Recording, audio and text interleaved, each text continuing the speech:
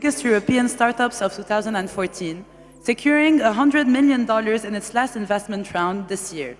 This is big in Europe. Please welcome Lorraine Habib.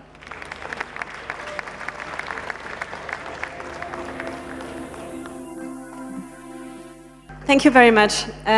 So one of the things I hear a lot talking to founders and investors here or back in Europe is how difficult it is for a non-US based startup to scale and grow globally. So today what I'd like to do is share with you our story at BlaBlaCar, a French startup who's become a European one and now becoming a global one. So as a European startup, the first question we had to ask ourselves was, is Europe a big enough ocean to grow a multinational company? So looking at relevant indicators such as population, smartphone penetration, motorization rate, part of the population who actually travel for leisure, what you can see comparing US with Europe as a single market is that, well, Europe is actually pretty big, if it's not bigger than the US on those indicators. So size of the market is not really the problem. If you look at gross domestic product, well, you can see that also here, Europe as a single market has a very relevant GDP, and that when startups in Europe address this market, it's really huge for them. So what you might think is that maybe Europe is big enough, but it's that we don't know how to build companies in Europe. But if you look historically on the top 100 companies by market cap, what you can see is that actually out of 100 biggest companies in the world, well, 30 of them are from Europe. So, well, we know actually how to build companies in Europe. That's probably not what the issue is. But on the tech and industry and consumer internet industry, well, there's only small fish. The ocean is big, but there are small fish in Europe. So if you look at the market cap of the tech companies, well, you can see that the US is actually grabbing almost 80% of this value, and Europe only 4%. So if you think of it as the value we created in the future, well, the US is grabbing 80% of all the value on the tech industry, which is really a shame since we've seen before that the European market is actually as big as the US market. So there's this case study we like to use at BlaBlaCar, and it's the online real estate market in Europe. So if you see those companies, Rightmove in the UK, SeLoger in France, Immobilien, Scout24 in Germany, well, all of them are huge in their own market. If you go to the UK and are looking to rent a flat or buy a house, well, the first thing you do is go on Rightmove in the UK. But outside of this country, outside of the UK, no one has heard about Rightmove. And it's the same thing with the other companies, even though they are billion-dollar companies.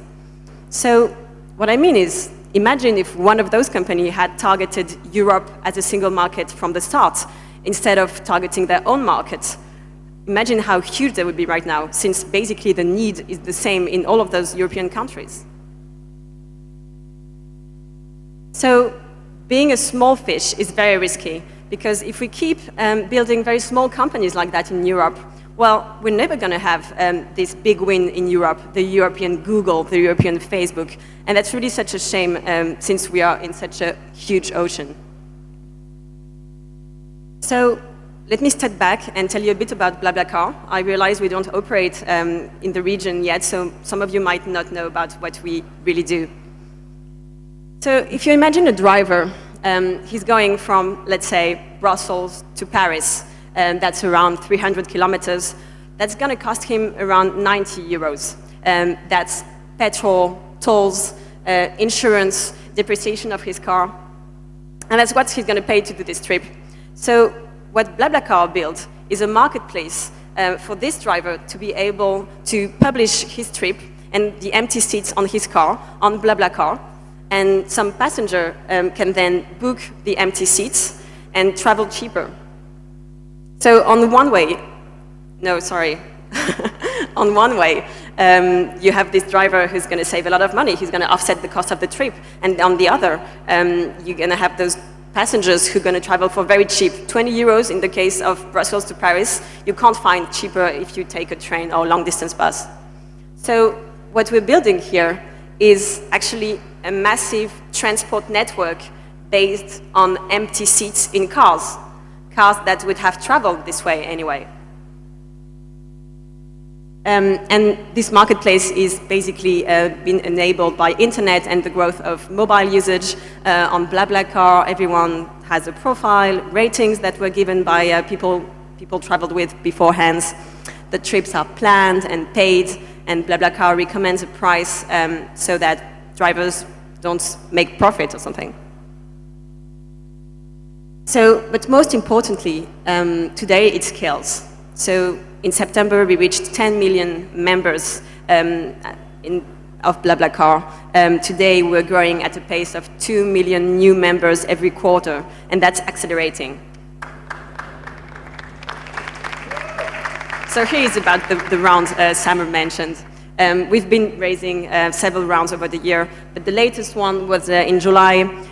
We raised $100 million, which is actually the biggest round ever in France, and actually one also of the biggest in Europe.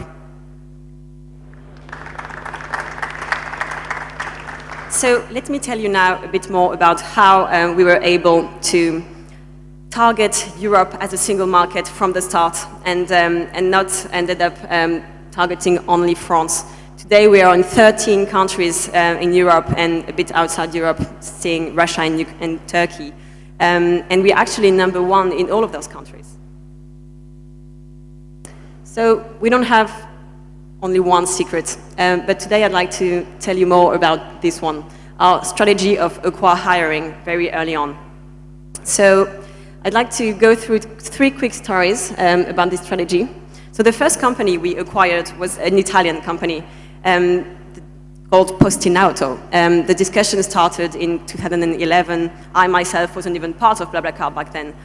But our co-founder, Nicolas, he approached Olivier and told him, well, I'm a French guy, I'm building this long-distance ride-sharing network in France, you're doing the same in Italy, well, why don't we do it together?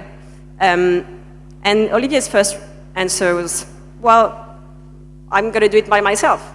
I'm Italian, I'm actually also half German, I can do it in 2 countries, why would I gather up with a French guy and do the same thing that I'm already doing? And well, after some negotiations and explaining how we could raise some money building a European network and not only a national one, well, Olivier joined, and the year after, we decided to open Germany, and it's actually Olivier who opened Germany for BlaBlaCar, and now he's heading the whole region. The second story of acqui-hire is on Poland. So here the story is a bit different because we had targeted Poland as being a very attractive market for BlaBlaCar. And so we found this guy, Piotr, who actually hadn't started anything yet, but had just got a grant from the EU to start a mid-long distance ride-sharing network. And here again, when we approached him, he was like, well, I just got the money, I think I'm going to do it by myself. And back then we were already in 4 countries because we were in Spain, UK, Italy, and France. And we told him, well, now we're a European company, you should join us, and we are going to join forces and do it together. And here again, after some time, he joined, and now he's heading the whole expansion from Eastern Europe, actually, and not only just heading Poland. And the last in-date acqui-hire is a Ukrainian company, actually, called Podrozniki. And when we met Alexei, he's actually a Ukrainian guy, he had started this company in Ukraine, but operating both in Ukraine and Russia. Well, we thought really Russia would be a great market for us. And he had raised some seed funds, so again, it was a long negotiation to convince him to join us. But today, he joined. BlaBlaCar's growth is amazing in Russia. It's actually our fastest growing country. And what I mean is, in all of those cases, it was kind of a stretch for them, for us. It was more risky than doing it by ourselves or than just proving our market first. But it ended up being a huge win too. And Then the second secret, but really goes together, right? It's that we decided very early on to grow our footprint. And we went from, in 2010, targeting only 60 million French people to today targeting 700 million European people. And that's our ocean now. And our ocean is big, and our growth tracks the best. So if you look at this chart of like brand awareness of BlaBlaCar compared to Airbnb, what you can see is actually we're following the same pace that Airbnb, which is a global actor. And so basically we're two years behind them because we started our growth later, but we are following the same pace. And if you look at the global growth of BlaBlaCar, 2 years ago, it was only a French company. And today, 2/3 of our growth is coming from new countries. And since we keep opening new countries, imagine what it's going to be next year. And finally, getting back to a acquire strategy, how today many startups wait until they're really big to start acquiring. And that's really a shame. For us, it was a huge win. Today, half of our members, new members, come from the countries where we made an acqui-hire. So it was really a huge win, and we would have been very ashamed to miss it out. So I guess what I want to say is if we stop seeing Europe as a collection of small markets and see it as one single market, well, we can be big and win. Thank you.